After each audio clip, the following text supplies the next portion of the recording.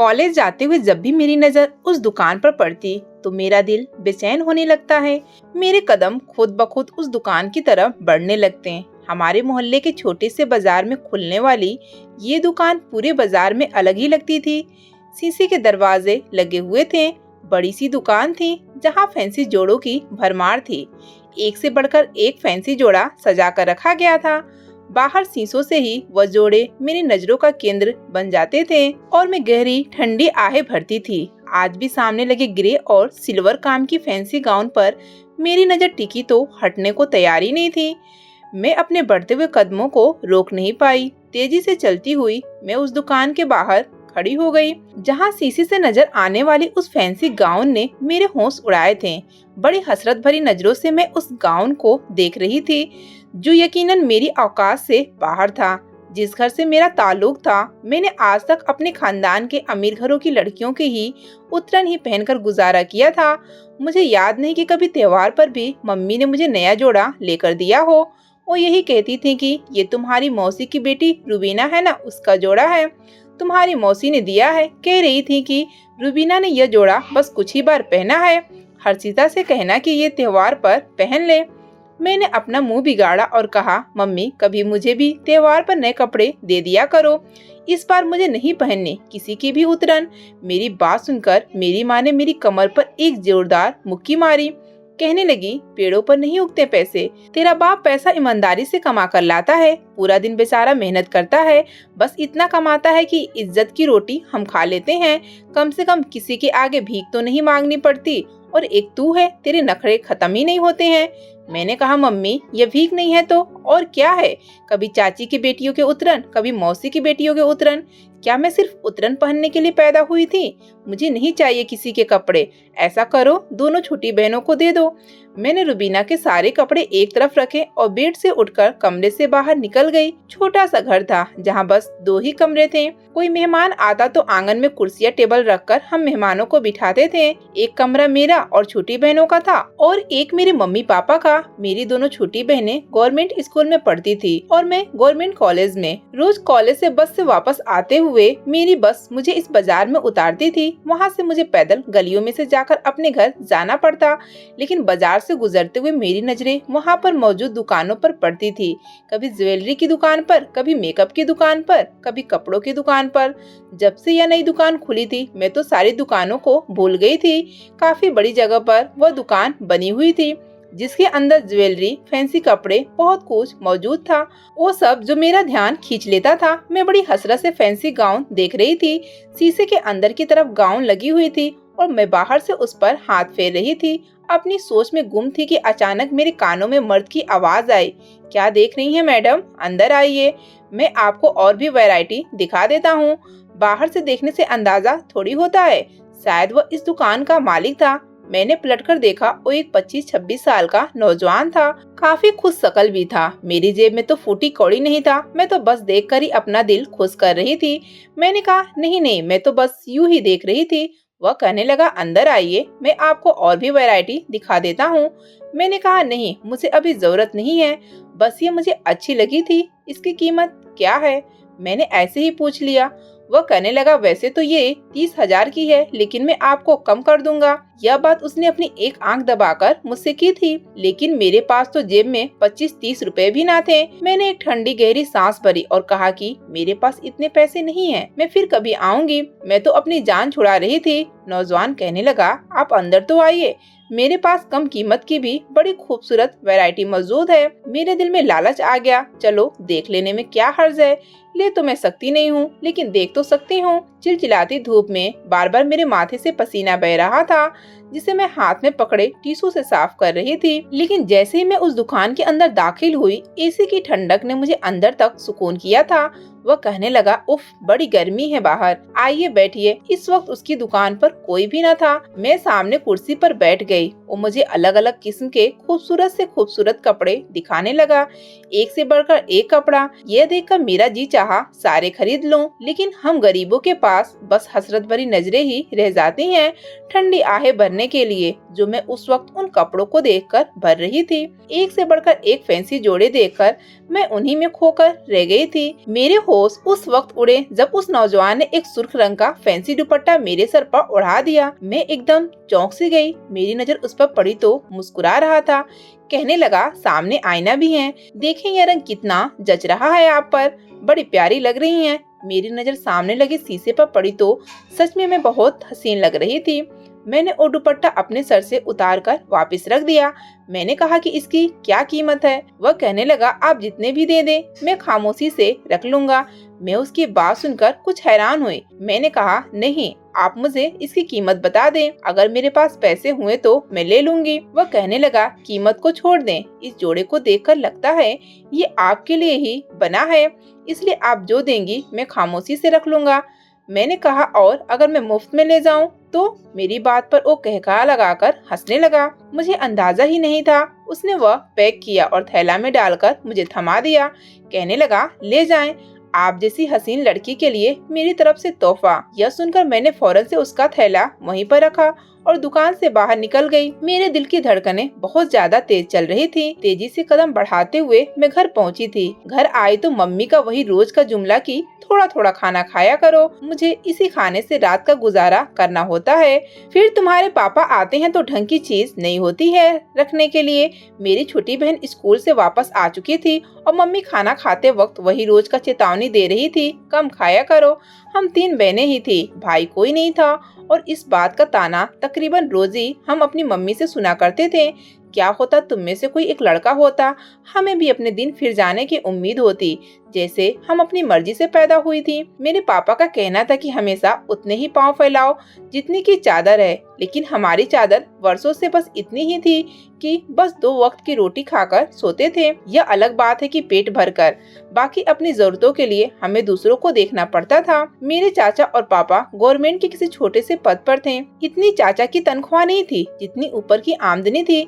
घर में हर ऐसो आराम मौजूद थी, लेकिन एक मेरे पापा थे, सारी ईमानदारी इन्हीं पर खत्म थी। मजाल है कभी अपनी तनख्वाह से 1 रुपया भी ऊपर ले आए हो। मैं मम्मी से कहती थी कि पापा क्यों अपनी नौकरी का फायदा नहीं उठाते, चाचा भी तो हैं, उनके घर में तो ऐसी तंगी नहीं है जैसे हमारे घर में है। मेरी माँ कहती कि हमें हराम कमाई नहीं खानी, बस अपनी जिंदगी से तंगी कर लेनी है। मेरा दिल चाहता था कि कोई अनहोनी हो जाए या कोई करिश्मा हो जाए, मैं अपने घर से निकलकर एक बड़े आलीशान घर में चली जाऊं, और उस अजनबी नौजवान को देखकर मेरा दिल पहली बार अनजानी सी ख्वाहिश करने लगा था। आज जब मैं घर पहुंची तो सीधा अपने कमरे में चली गई। उस नौजवान की बातें मेरे अंदर हलचल सी मचा गई। कमरे में जाकर पहले तो मैंने अपनी दौड़ती भागती धड़कनों को सुकून दिया कि सामने मम्मी का पुराना ड्रेसिंग टेबल पड़ा था। उसमें लगे आईने पर जब मैंने अपने आप को देखा तो मुझे पहली बार अपना चेहरा हसीन लगा था। सच में आज से पहले तो मैंने कभी गौर नहीं किया। मेरी रंगत सुर्ख और सफेद थी, नैन नक्श भी बड़े प्यारे थे, बाल भी कमर तक लंबे थे। मेरी गिनती हसीन तरीन लड़कियों में होता था। बस ये गरीबी थी जिससे मैं मार खाती थी, वरना मुझ में कोई कमी न थी। अब तो जब भी मैं कॉलेज से वापसी पर उस बाजार में बस में से उतरती तो वो नौजवान अपनी दुकान के बाहर खड़ा मुझे देखकर मुस्कुरा रहा होता। मैं फौरन से नजरें झुकाकर घर आ जाती। मगर एक बार सुबह कॉलेज जाते हुए मेरी दोनों बहनें मेरे साथ ही होती थी। वो मोहल्ले में अपने ही गवर्नमेंट स्कूल में चली जाती और मैं बस स्टॉप पर खड़ी अपने बस का इंतजार करने लगती। मैं बहुत दिल लगा कर पढ़ती थी, क्योंकि मैं जानती थी कि मेरी डिग्रियां ही मुझे इस गरीबी से छुटकारा दिला सकती हैं। एक दिन मैं वहीं बस स्टॉप पर खड़ी बस का इंतजार कर रही थी जब मैंने उस नौजवान को देखा। हालांकि उस वक्त बाजार बंद होता था। फिर वो नौजवान उस बस स्टॉप पर क्या कर रहा था? जैसे ही मेरी नजर उसके नजरों से टकराई, वो मुझे देखकर मुस्कुराने लगा। मैंने फौरन से अपनी नजरें हटा ली।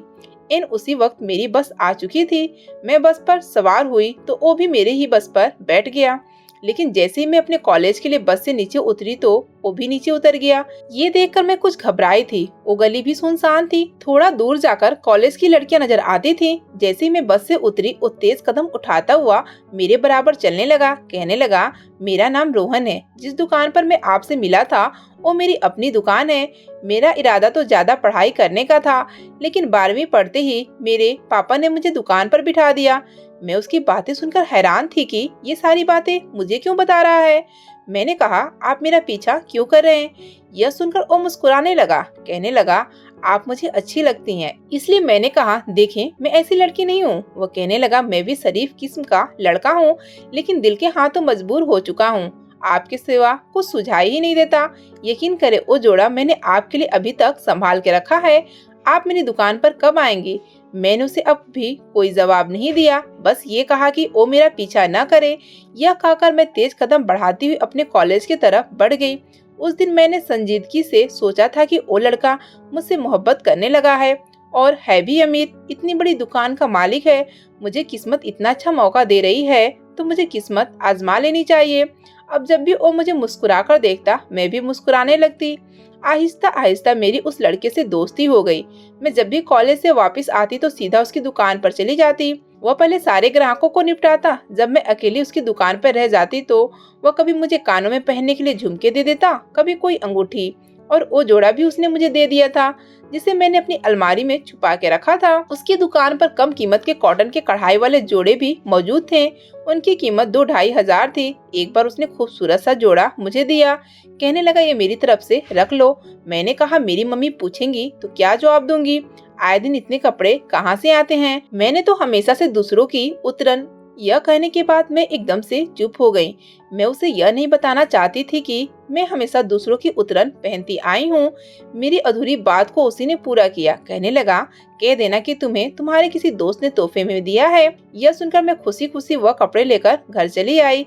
अब बस उस लड़के की मुझ पर उपकार बढ़ने लगी।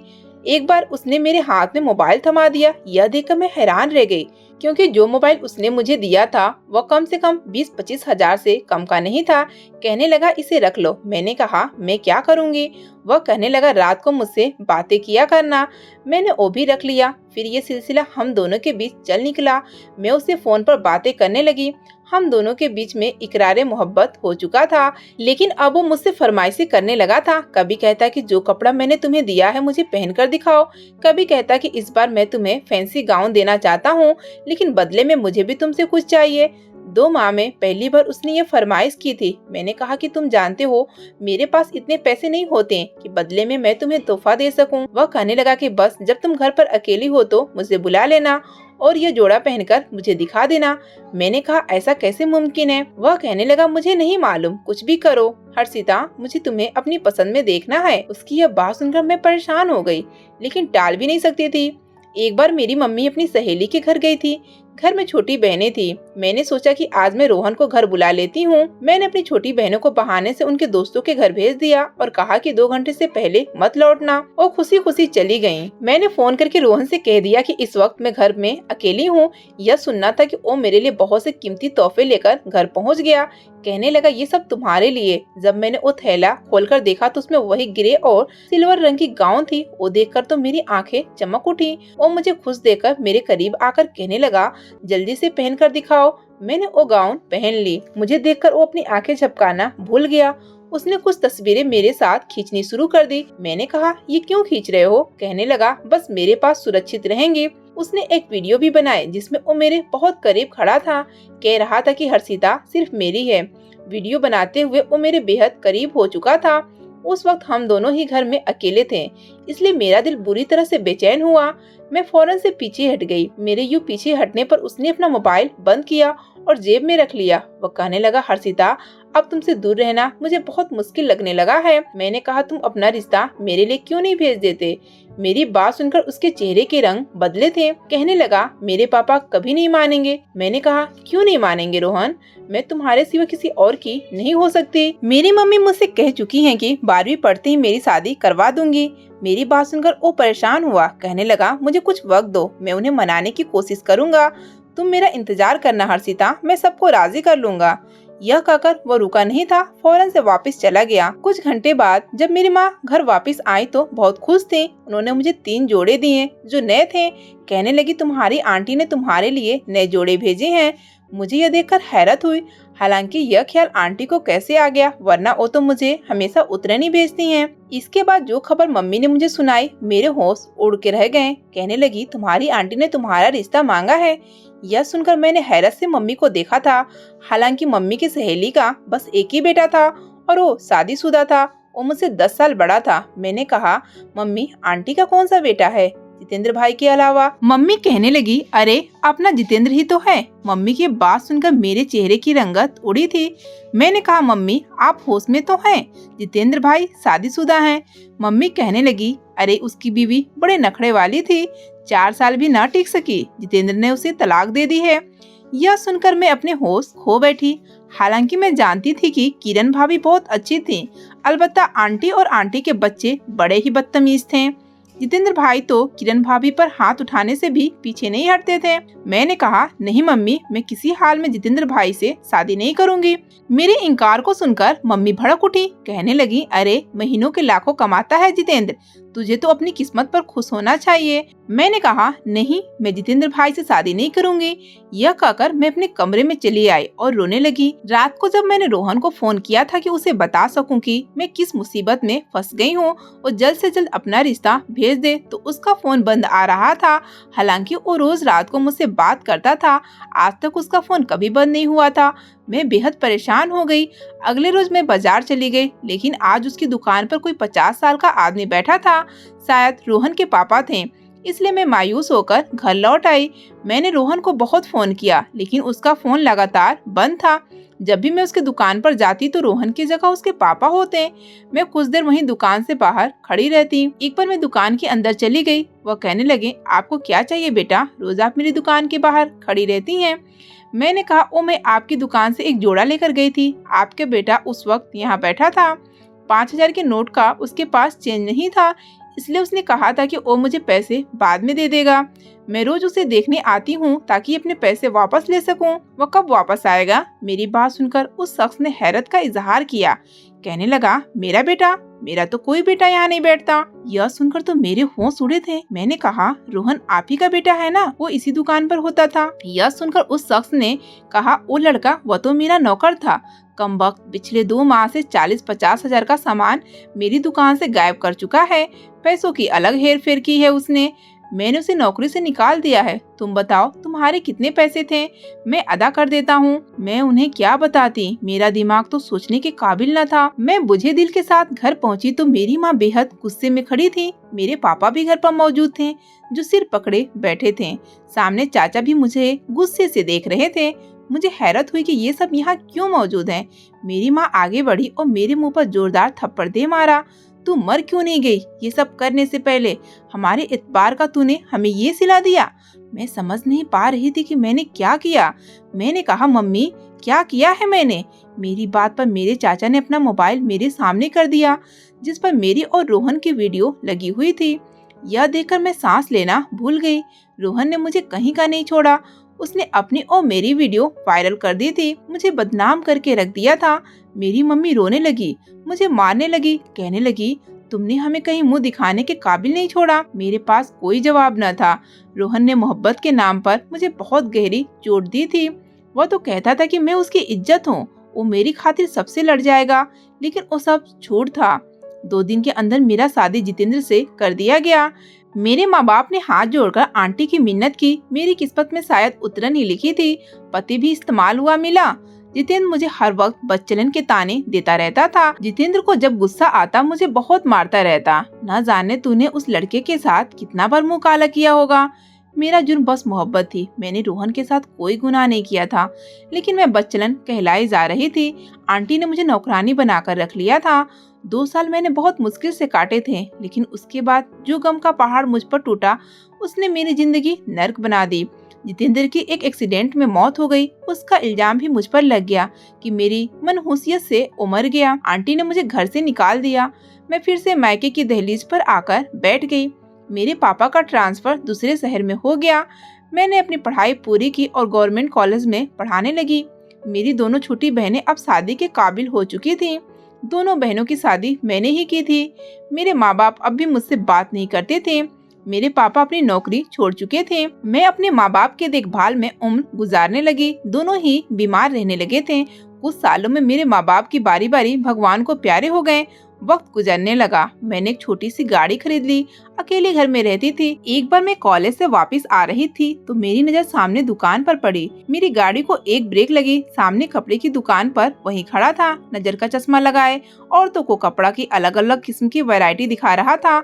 मैंने अपनी आंखों से बहते आंसू साफ किए, गाड़ी पार्किंग एरिया में लगाई और उसकी दुकान पर चली गई। उससे बस एक सवाल पूछना था कि उसने मेरे साथ ऐसा क्यों किया।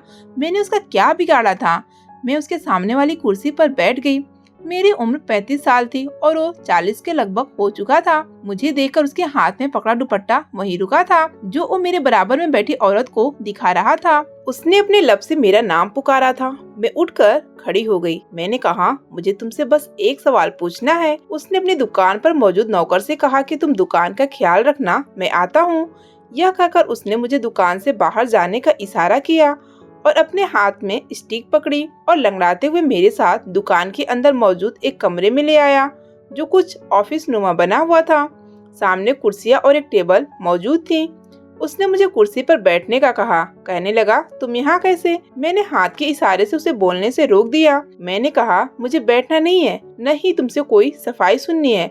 बस तुमसे एक सवाल पूछना है कि मैंने तुम्हारा बिगाड़ा क्या था? बस मोहब्बत की थी ना तुमसे? अपना नहीं सकते थे तो इनकार कर देते। बदनाम क्यों किया? मेरी आंखों से आंसू बहने लगे। मुझसे इतना बड़ा झूठ क्यों बोला रोहन?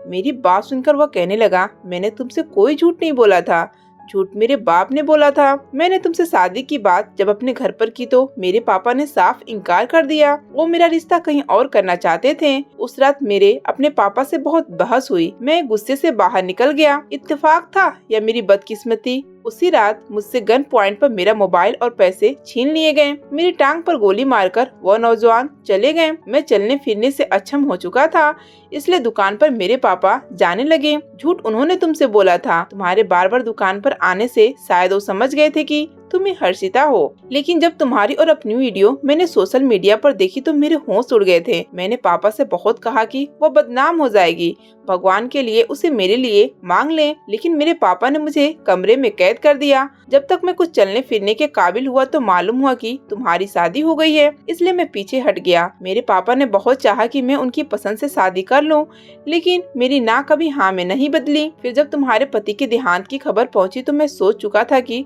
तुम्हें अपना लूंगा, लेकिन तुम लोग घर छोड़कर जा चुके थे। मुझे बस ये मालूम था कि भागलपुर गए हो, लेकिन भागलपुर में कहाँ यह नहीं पता था। मैंने हसनपुर छोड़ दिया और मैंने यहाँ आकर दुकान ले ली। यही काम का सिलसिला शुरू कर दिया। मुझे उम्मीद थी कि कभी तो तुमसे मुलाकात होगी, लेकिन यह नहीं मालूम था कि तुम्हारे इंतजार में एक उम्र गुजर जाएगी। हर्षिता, मेरा इरादा तुम्हें बदनाम करने का नहीं था। मेरी नीयत में खोट होता तो उस वक्त मैं यूं तुम्हारे घर से बाहर निकलकर न जाता। तुम और मैं उस वक्त अकेले थे। मैं जो चाहता तुम्हारे साथ कर सकता था, लेकिन मुझे तुमसे मोहब्बत थी। मैं तुम्हें इज्जत से अपनाना चाहता था, लेकिन मोबाइल चोरों ने हमें बदनाम कर दिया। रोहन की बात सुनकर मैं चुप सी हो गई। उसकी आंखों से आंसू बह रहे थे। कहने लगा, मैं आज भी तुम्हारे इंतजार में हूँ। वो आज भी मेरा मुंतजिर था, लेकिन वक्त बहुत आगे बढ़ चुका था। मैं समझ नहीं पा रही थी कि क्या फैसला करूं। आप लोग बताएं। दोस्तों, उम्मीद करती हूँ आपको हमारी कहानी पसंद आई होगी। कहानी पसंद आई है तो वीडियो को लाइक करें, चैनल पर नए हैं तो चैनल को सब्सक्राइब करें और हाँ, नोटिफिकेशन को जरूर दबाएं ताकि अगली अपडेट सबसे पहले आपको मिले।